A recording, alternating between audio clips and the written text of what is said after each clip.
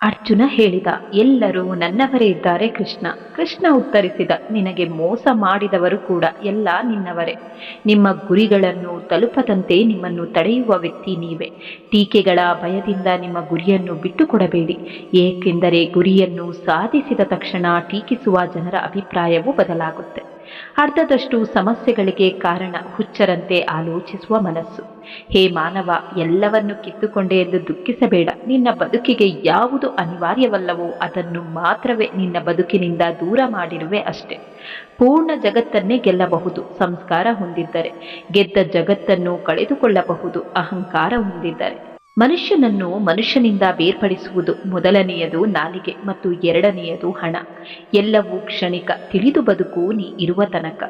ಅವರವರ ಕರ್ಮಕ್ಕೆ ಅವರವರೇ ಹೊಣೆ. ಅಹಂಕಾರ ಎಂತಹ ವೃಕ್ಷವೆಂದರೆ ಅದರಲ್ಲಿ ಕೇವಲ ವಿನಾಶ ಎಂಬ ಹಣ್ಣು ಸಿಗುತ್ತೆ.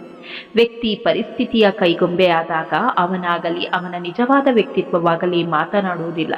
ಅವನು ಎದುರಿಸುತ್ತಿರುವ ಸಮಯ, ಪರಿಸ್ಥಿತಿ ಮತ್ತು ಸಂದರ್ಭಗಳು ಮಾತನಾಡುತ್ತೆ.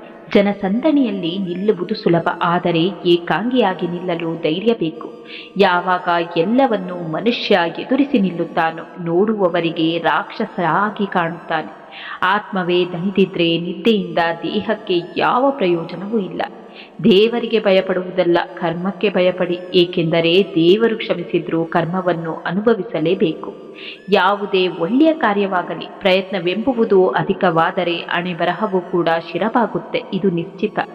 ಎಡವಿ ಬೀಳುತ್ತೇವೆ ಎಂಬ ಭಯದಲ್ಲಿ ಏಣಿಯನ್ನು ಏರದೇ ಇದ್ರೆ ನೆಲದ ಮೇಲಿನ ಬದುಕನ್ನೇ ನಂಬಿಕೊಂಡು ಇರಬೇಕಾಗುತ್ತೆ.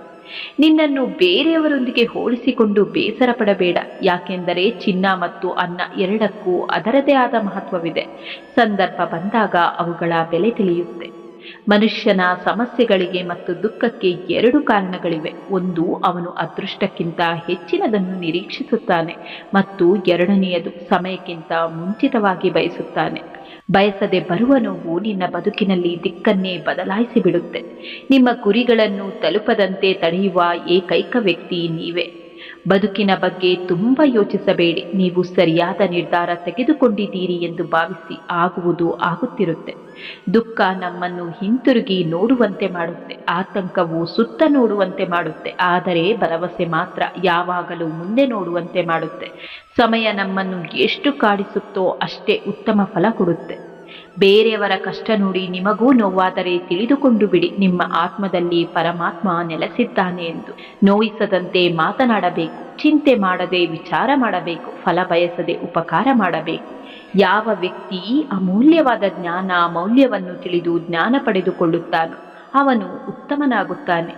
ಪ್ರೇಮ ತುಂಬಿರುವ ಕಣ್ಣುಗಳು, ಶ್ರದ್ಧೆಯಿಂದ ಬಾಗಿರುವ ಶಿರ, ಸದಾ ಸಹಾಯಕ್ಕೆ ಸಿದ್ಧವಿರುವ ಕೈಗಳು, ಸನ್ಮಾರ್ಗದಲ್ಲಿ ನಡೆಯುವ ಕಾಲುಗಳು, ಸತ್ಯವನ್ನೇ ನುಡಿಯುವ ನಾಲಿಗೆ, ಇವುಗಳು ಪರಮಾತ್ಮನಿಗೆ ಅತಿ ಪ್ರಿಯವಾದದ್ದು. ಎಲ್ಲವೂ ನನಗೆ ಬೇಕು ಎಂದು ಶುರುವಾಗುವ ಆಸೆ ಕೊನೆಗೆ ನನಗೇನೂ ಬೇಡ ಎನಿಸುವಂತೆ, ಎಲ್ಲರೂ ನನ್ನವರೇ ಎಂದು ಶುರುವಾಗುವ ಸಂಬಂಧ ಕೊನೆಗೆ ಯಾರೂ ನನ್ನವರಲ್ಲ ಎನ್ನುವುದೇ ನಿಜ.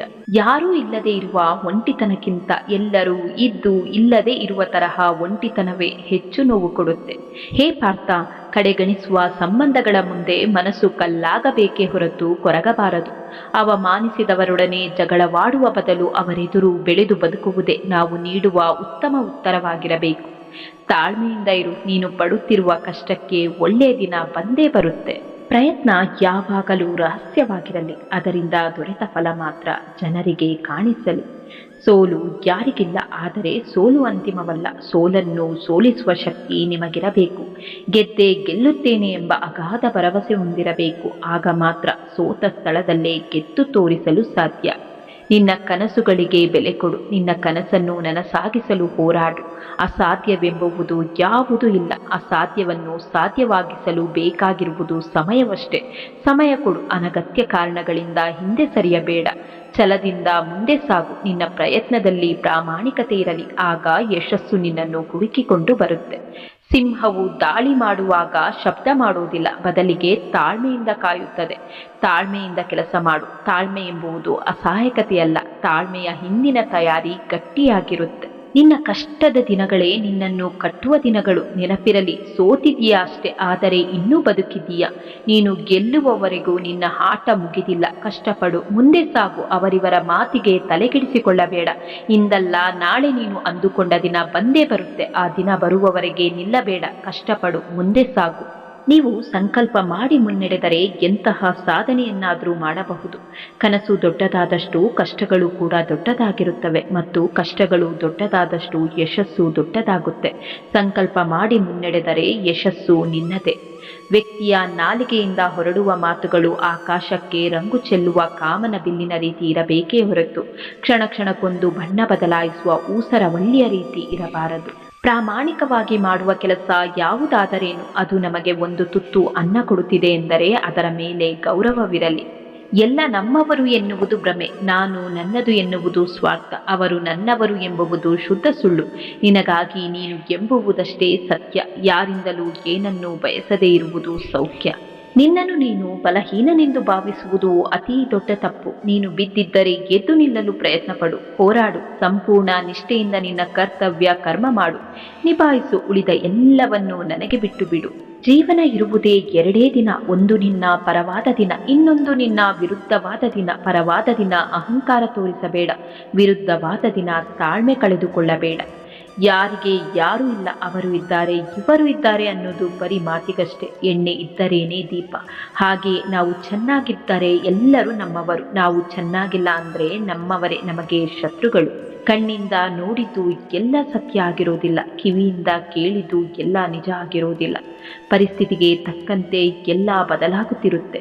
ಇವತ್ತು ನೀನೇ ಎಲ್ಲ ಅನ್ನೋರು ನಾಳೆ ನೀನು ಯಾರು ಅನ್ನೋ ಪರಿಸ್ಥಿತಿ ಬರಬಹುದು. ಅದಕ್ಕಾಗಿ ಯಾರನ್ನು ಅತಿಯಾಗಿ ನಂಬಬೇಡಿ, ನಂಬಿ ನೋವು ಅನುಭವಿಸಬೇಡಿ. ಎಲ್ಲವೂ ಅಂದುಕೊಂಡಂತೆ ನಡೆಯಲು ಸಾಧ್ಯವಿಲ್ಲ. ಹೀಗಾಗಿ ಬಂದದ್ದನ್ನು ಸ್ವೀಕರಿಸುವುದನ್ನು ಕಲಿಯಿರಿ. ನೀವು ಜೀವನದಲ್ಲಿ ಕಷ್ಟಗಳನ್ನೇ ಅನುಭವಿಸುತ್ತಿದ್ದರೆ ಅದರ ಹಿಂದೆ ಒಂದು ಕಾರಣ ಇದ್ದೇ ಇರುತ್ತೆ. ಎಷ್ಟೇ ಕಷ್ಟ ಬಂದರೂ ಕಣ್ಣೀರು ಹೊರಬರದಂತೆ ನೋಡಿಕೊಳ್ಳಬೇಕು. ಯಾಕೆಂದರೆ ನಮ್ಮ ಕಣ್ಣೀರು ನೋಡಿ ಸಮಾಧಾನ ಮಾಡುವವರಿಗಿಂತ ಅಪಹಾಸ್ಯ ಮಾಡುವವರೇ ಹೆಚ್ಚು. ಮೋಸ ಮಾಡುವ ಅವಕಾಶ ಇದ್ದರೂ ಮೋಸ ಮಾಡದೇ ಇರುವುದೇ ನಿಯತ್ತು. ನಿನಗೆ ನೋವುಂಟು ಮಾಡಿದ ಪರಿಸ್ಥಿತಿಯನ್ನು ಬದಲಾಯಿಸಲು ಸಾಧ್ಯವಾಗದಿದ್ದರೂ ಅದನ್ನು ನೋಡುವ ನಿನ್ನ ದೃಷ್ಟಿಕೋನವನ್ನು ಬದಲಾಯಿಸಲು ಸಾಧ್ಯ ಅಲ್ಲವೇ? ದೃಷ್ಟಿ ಬದಲಾದರೆ ಬದುಕು ಬದಲಾಗುತ್ತೆ. ನನ್ನಲ್ಲಿ ಸ್ಥಿರವಾದ ಬುದ್ಧಿಯನ್ನು ಕಂಡುಕೋ. ನಾಳೆ ಎಂಬುವುದು ಕೇವಲ ಒಂದು ಭರವಸೆ, ಆದರೆ ಇಂದು ಎಂಬುವುದು ವಾಸ್ತವ. ಈ ದಿನವನ್ನು ಉತ್ತಮಗೊಳಿಸಿ, ನಾಳೆ ತಾನಾಗಿಯೇ ಉತ್ತಮವಾಗುತ್ತೆ. ಬೇರೆಯವರು ನಿಮ್ಮ ಬಗ್ಗೆ ಏನು ಹೇಳುತ್ತಾರೆ ಎಂಬುದರ ಬಗ್ಗೆ ಚಿಂತಿಸಬೇಡಿ. ನಿಮ್ಮೊಳಗಿನ ಧ್ವನಿಗೆ ಕಿವಿ ಕೊಡಿ. ನಿಮ್ಮೊಳಗೆ ಅಪಾರವಾದ ಶಕ್ತಿ ಮತ್ತು ಧೈರ್ಯವಿದೆ. ನಿಮ್ಮ ಬಗ್ಗೆ ನಿಮಗೇ ತಿಳಿದಿರುವಷ್ಟು ಬೇರೆ ಯಾರಿಗೂ ತಿಳಿದಿಲ್ಲ. ನಿಮ್ಮನ್ನು ನೀವು ನಂಬಿ ಮತ್ತು ನಿಮ್ಮ ಹಾದಿಯಲ್ಲಿ ಮುನ್ನಡೆಯಿರಿ. ಯಾವುದೇ ದೊಡ್ಡ ಕೆಲಸ ಅಥವಾ ಕನಸು ಆರಂಭದಲ್ಲಿ ಕಷ್ಟಕರವಾಗಿ ಕಾಣಬಹುದು, ಆದರೆ ಧೈರ್ಯವಾಗಿ ಮೊದಲ ಹೆಜ್ಜೆ ಇಟ್ಟಾಗ ಮುಂದಿನ ಮಾರ್ಗ ತಾನಾಗಿಯೇ ತೆರೆದುಕೊಳ್ಳುತ್ತೆ. ಆದ್ದರಿಂದ ಧೈರ್ಯದ ಪ್ರಾರಂಭ ಮುಖ್ಯ. ಧೈರ್ಯವಾಗಿ ಪ್ರಾರಂಭಿಸಿ.